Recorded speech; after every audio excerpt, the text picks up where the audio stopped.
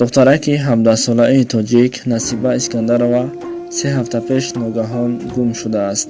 Ассалому алайкум ва раҳматуллоҳи ва баракату тамошобинони азиз ва ҳаводорони шабакаи Корвони Умр.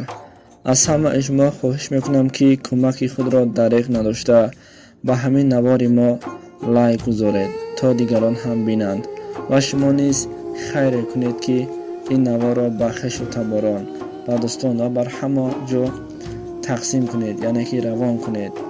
шояд бо дастгирии якдигар худое хоста бошад ин духтар ёфт шаваду аҳлу оилааш хурсанд шаванд. мегӯянд рӯзҳои охир фикраш ва рафтораш тағйир ёфта буд ва ба мактаб ҳам намерафтааст.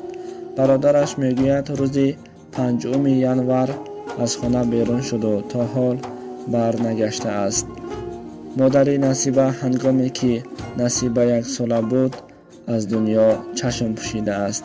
хешу таборон ва наздикони Насиба бо хоҳиши зиёду илтимос доранд, ки барои дарёфт кардани Насиба кӯмак кунанд. чӣ коре ки метавонанд кунанд, то ин ки ӯро мо дарёбем, ва сипосгузории худашонро ҳам гуфтанд.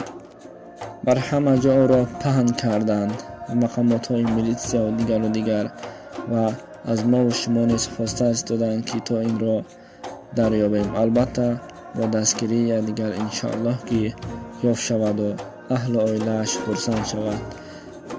касе ки ӯро дар куҷое дидааст, ба ҳамин рақамҳои рӯи навор буда занг занед.